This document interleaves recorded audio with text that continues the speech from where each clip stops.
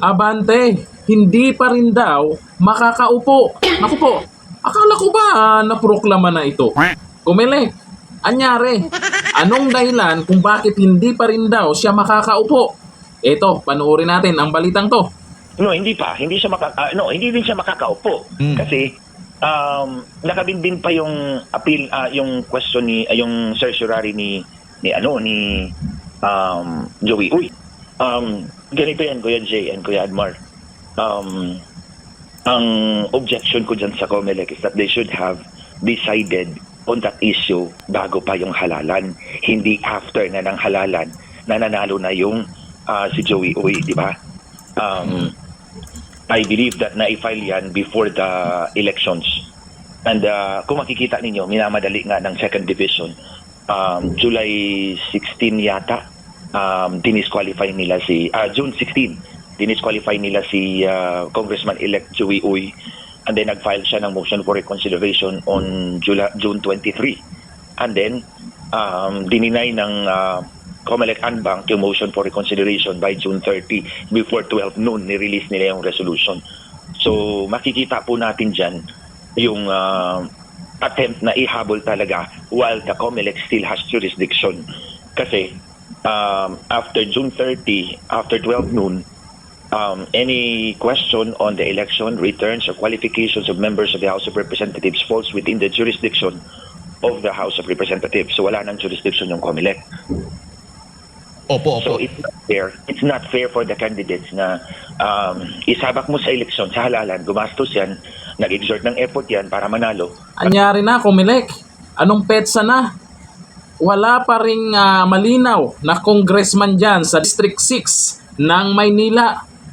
Akala ko kasi talaga, nitong nakaraan, binalita po kasi na iproklama na daw si Abante at daming nag-react po doon. Kasi bakit siya yung iproklama, talo naman sa botohan. Nangyari kasi, meron kasing yaw-yaw yung iba dyan, reklamo doon kay Uy. Mangyayari kasi dito, kung si Abante ang magiging congressman dyan, okay lang ba sa mga taga Maynila dyan sa District 6 na yung hindi naman nanalo sa pagboto nila, ayun yung uupo? Kaya ngayon nangyayari, hindi naman hihinto yung naging katapat ni Abante diyan sa mga reklamo di umano. Kaya eto, nagka-problema na. Ayon po yan kay Attorney Glenn Chong. Magaling na abogado din yan.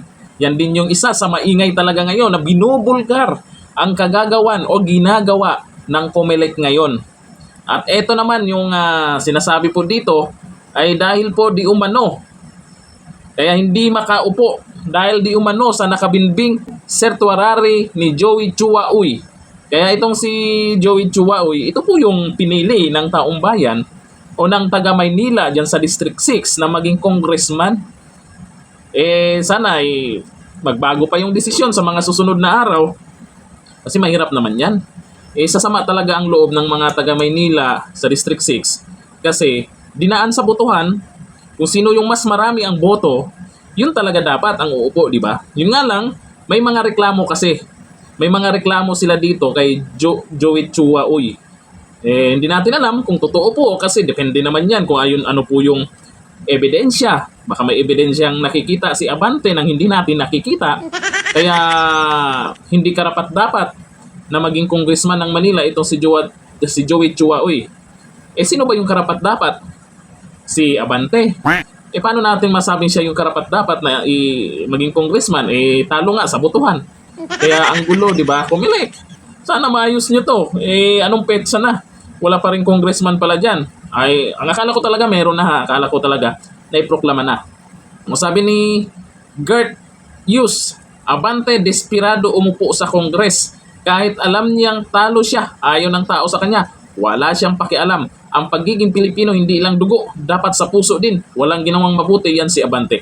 Alam niyo sa totoo lang, may puso yan si Abante. Pastor. Diba, maka-Diyos yan si Abante. Hindi nga marunong magmura yan. Namo, sabi niya, diba? Hindi marunong magmura yan. Bait-bait ni Abante, may puso yan.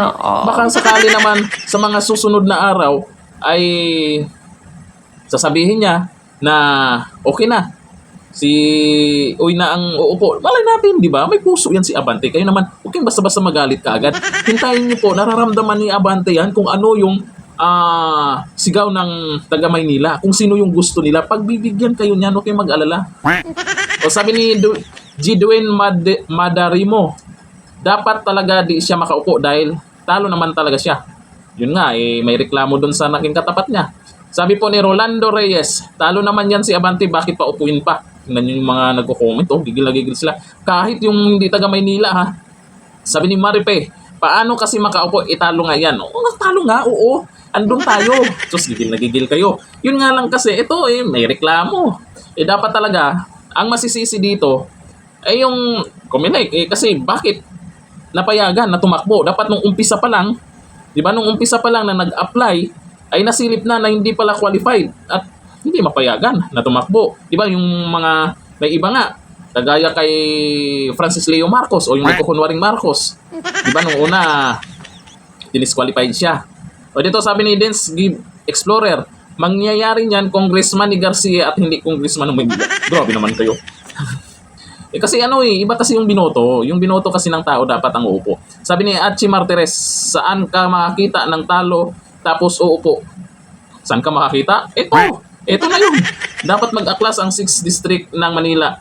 Bakit siya uupo? Sana wag umabot sa ganun kasi baka kasi lumala, magkagulo. Diba? Kasi alam naman natin kahit papano, may supporters din po yung si Abante dyan sa District 6 ng Maynila. Mayroon din. Yung nga lang, mas marami talaga sa kabila dahil lumamang sa boto. Kaya ngayon dito sa sinasabi ni Attorney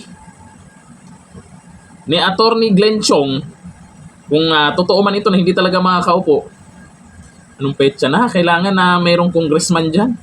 Magkakasuhan na lang ng magkakasuhan. Ay matagal yan. Hintayin pa yung desisyon sa kabila. Tapos kukontra sa kabila. Naku po. Buti pa si Mayor Isko Moreno dito sa Maynila. Hindi pa nakaupo. Ramdam na ang pagluwag dyan sa mga iskinita. Pagluwag dyan sa mga dadaaran. Ramdam na. Nung bago siya umupo, alam na kasi ng mga tao dito sa Maynila kung ano yung gusto o hindi ni Mayor Isko Moreno. Kaya nung unang araw pa lang niya, maluwag na yung mga bangketa. Yun nga lang, meron pa siyang gustong gawin. Yan yung mga nagserbisyo na kaagad at nakakagalaw na kaagad. Ito kasi, yung congressman na to, paano naman to? Tayang-tayang. Sana matapos na to. Abante. Sige, Abante lang. Sana all. Talaga naman. Okay, mag-alala. Mabait naman si Abante. Makikita natin yung kabaitan niya. Oo. Nandito na lang. Thank you. Goodbye.